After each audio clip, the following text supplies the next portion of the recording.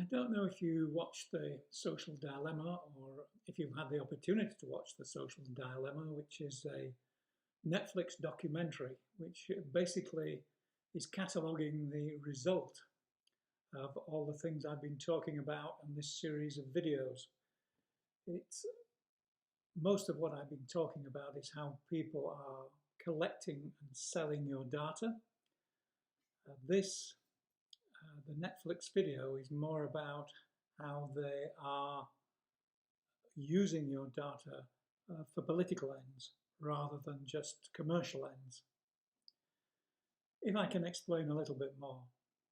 When advertising started in the internet age, Google first and then Facebook started to use the information they knew about you to influence you as a consumer.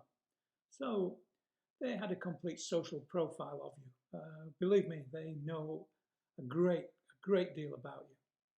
Now, if you happen to click on Facebook for an ad for sneakers, there's a whole stream of algorithms go into effect. Artificial intelligence, of course. And all these servers start churning over and thinking to themselves, okay, sneakers, eh? So they start sending you more ads and you think, oh, those look okay. And they look at the ones you click on, they measure the amount of time you spend looking at each one so they can fine-tune the sneakers they're sending to you, okay? So they might decide on, you might be spending more time on Adidas and let's say on Nike, yeah? So what do they do next? They're looking at an Adidas for $200 and a Nike for $250, let's say, just for the sake of argument.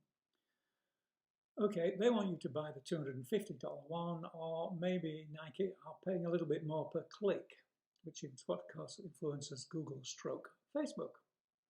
So what they do is they will then start sending you a few pictures of A-listers that you've clicked a like or support or internet influencers, the ones that you've clicked the little tick or the heart or whatever, that you've said you like these people in some way or other, yeah? So they start sending you pictures of these people wearing those trainers, but wearing the Nikes, not wearing the Adidas, because the Nikes are more expensive. Then they'll look at what color you prefer, yeah? So they'll be wearing out whether you like those new lime green ones, the fluorescent ones, or whether you want bright red or whatever color you happen to feel is preference for your personality. Okay, and then you'll see A-listers wearing those too. So they are trying to take information they know about you and use that to influence your decision. This is the origin of the word sheeple, because they're now trying to herd you through a particular gate. A more expensive gate than you wanted to go through in the first instance. Now, a lot of people have said, well, so what? The guy at the shoe store, the guy in charge of the shoe store, he's going to try and herd you through the most expensive gate too. Fair enough, he is. But he doesn't know your entire background, does he? He doesn't know your purchasing habits for the last 5 years, does he? No, he doesn't. So there is a bit of difference there. That isn't quite everything, however. It's not what has really influenced society. Although it has to an extent, it's not the real bite. The bite has come in politics. Okay, so let me go back 2 or 3 years, maybe 4 years. But okay, you can imagine two guys who live in a housing area, and they both go down to the bar Monday nights together. They've been doing this for years. They watch Monday Night Football, yeah? And one is conservative and one is a little bit more socialist leaning, Republican and Democrat, yeah?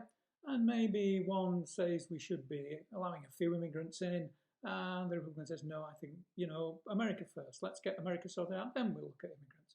The guy says, no, we should know America's an immigrant society. We should always be allowing immigrants in. Now, these are 2 points of view, fair enough. And this will not stop these two guys sitting down and having a drink together. They'll be fine. They'll be friends. And they'll, it's chat.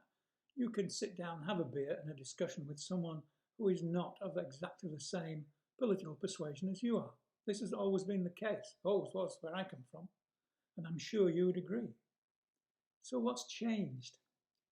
Well, what has changed is the way that Google and Facebook deliver their news.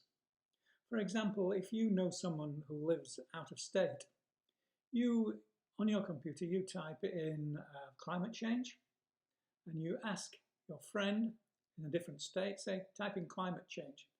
I can guarantee you will get 2 different answers. Yeah? Based on where you are. They're not telling you the truth. They're telling you the truth they think you want to hear. No, in fact, they're not telling you the truth at all, either of you probably.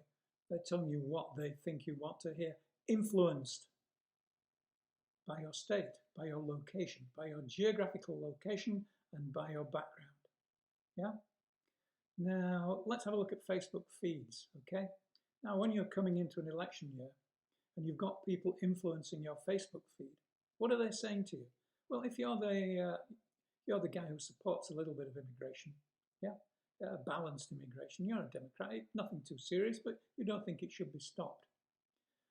Well, suddenly you're seeing these news stories come into your feed saying that they're going to build a border wall, or they're going to block immigration, or they're going to put armed guards on the border, or they're going to start shooting at immigrants if they approach the fence, or they're going to build redoubts. They're going to fortify the border. People are going to die if they try and cross the US border. And you look at it, and none of it's true, of course. But nevertheless, that's what you're seeing on your newsfeed, and you're used to that newsfeed. So you start to think, wow, these Republicans are going crazy, man. Meanwhile, on the Republican side, there's guys still seeing the same old newsfeed. Then they start saying, you know that Democrats now are going to open the southern borders, or all the borders completely. Anyone can come in. Not only that, they're going to start paying them as they arrive. They're going to find them housing, they're going to have somewhere to live, they're going to give them subsistence, they're going to have money. And oh yeah, maybe we're going to talk about free healthcare and all of the things. And the Republican, because it's incensed, he thinks it's true. And of course, none of it is actually true. It's all so much BS. But these guys are convinced it's true. So now, where they used to go out on a Monday night for a beer together, if one sees the other coming down the street, they'll cross over to avoid him. So they've taken that tiny little bit of political difference and driven a huge wedge down the middle of it to form 2 societies. You heard one of the guys, if you saw the documentary, talking about civil war. Others couldn't see where it would end. It's a very dangerous place at the moment. We're in very dangerous times, and it's all driven by greed. These videos are designed to help you take back control. There'll be another one posted shortly after this, which will give you far more detail and show you the individual software you need to put in to analyze who's tracking you, why tracking you, and how to stop it. I hope these videos have been some use to you. Thank you for watching, and don't forget to like and subscribe. Thank you very much. Thanks.